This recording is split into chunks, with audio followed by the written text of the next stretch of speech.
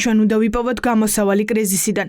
იმედი მაქვს დადგება დრო, როცა ევროპა დაიწყებს მაღალ დონეზე შუამავლობას და ეს აიძულებს მმართველ პარტიას გააკეთოს არჩევანი.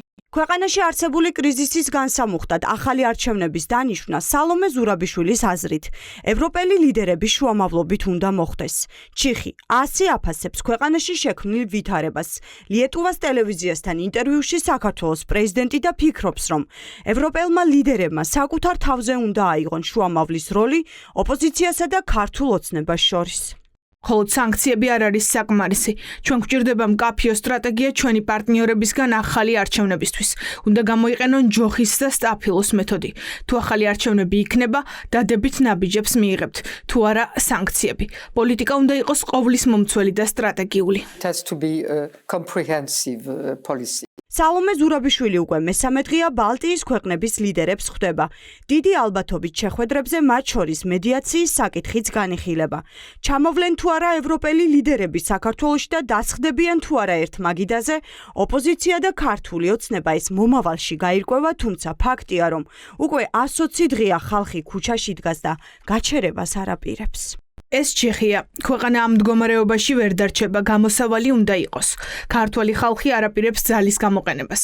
ჩვენ კარგად ვიცით გეოპოლიტიკური ვითარება, რაც შეიძლება მეტი უნდა გაკეთდეს მშვიდობიანი გზით. მაგრამ რეპრესიული ზომებიც ასევე შეზღუდულია. ყველა ადამიანს ციხეში ვერ ჩასვა.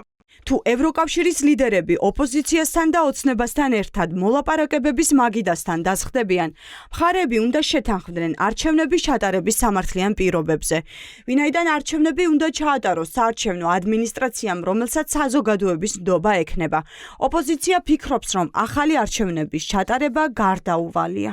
ბუნებრივია ჩვენს კოლეგებს შეუძლიათ და აქვთ სურვილი მათ შორის რომ ნახონ პოლიტიკური კრიზისის აღმოფხვრა და გადაჭრა და მათ შეუძლიათ ძალიან მნიშვნელოვანი როლის შესრულება როგორც მედიაციური კუთხით, ასევე ბუნებრივია იმ რეფორმების შინაარსის მხარდაჭერით, რაც აუცილებლად უნდა გატარდეს. კრიზისის განმუხტვა იქნება მხოლოდ ერთ შემთხვევაში, როდესაც მოხდება ამ სისტემის დემონტაჟი, რომ მოხდეს თავისუფალი არჩევნების ჩატარება და მოხდება პოლიტიკური ტყვეების გათავისუფლება. მივესალმები ნებისმიერი ჩვენი მეგობრის ჩართვას ამ პოლიტიკური კრიზისის დაძლევის საქმეში, რა თქმა უნდა, თუ მათ ამის სურვილი აქვთ, ჩვენ მზად ვართ ამაში მონაწილეობისთვის. ევროპელების გადაგდებაში ქართული ოცნება უკვე შემჩნეულია. ასე მოხდა, როდესაც შარლ მიშელის შუამავლობით შექმნილი დოკუმენტი და მიღწეული შეთანხმება ქართულმა ოცნებამ ანულირებულად გამოაცხადა.